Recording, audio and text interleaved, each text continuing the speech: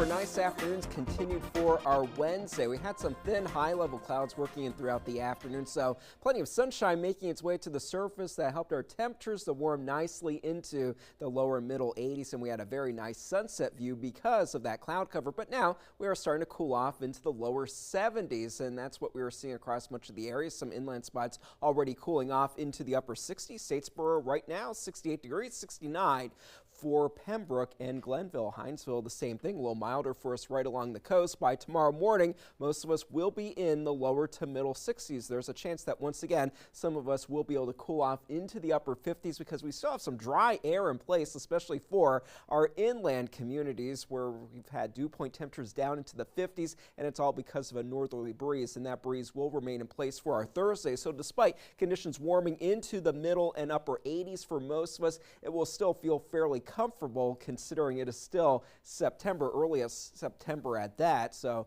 definitely trending in the right direction, feeling pretty comfortable, but there are some changes on the way by the time we do get to the weekend. So warm and dry afternoons will be with us through the weekend, but next week it will become a little warmer and a little bit more humid, and that will eventually fuel some rain and shower chances for us Wednesday and beyond. And also today, the hurricane season for the Atlantic Basin statistically peaks today, and we are watching for some possible development over the next 5 to 7 days, but that is way out to the east, and we will talk more about that in a few moments. But closer to home, this tropical low pressure in the form of a stationary boundary that's still in place down to our south, down to our east. That's helping some storms to develop across Florida, and that's where some of our clouds have been originating from. You're noticing that time-lapse view, the clouds moving from the south to the north, but high pressure preventing anything from developing as far as rainfall. Those clouds for today. On the thinner side, we could see thicker clouds developing for tomorrow. Eventually, we will get more of an onshore flow as this high pressure shifts a little bit more to the east, and that's when we will begin to see the humidity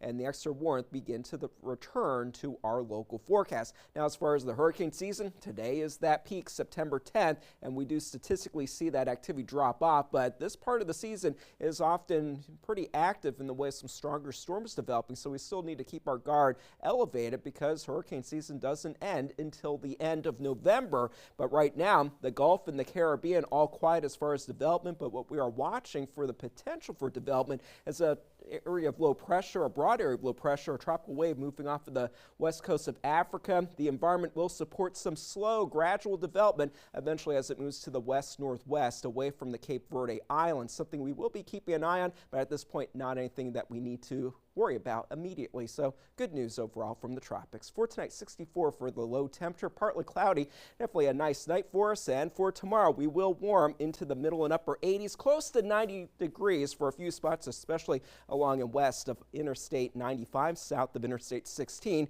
But overall, conditions will gradually warm up by a few degrees, especially as we head into next week, but still in the upper 80s, close to where we should be for this time of the year. At the end of the week, we will see those shower chances begin to increase, but just a few spotty showers possible for us next Wednesday. It's been so comfortable. Yes, We'll take it. Well, Thank you. We'll be right back.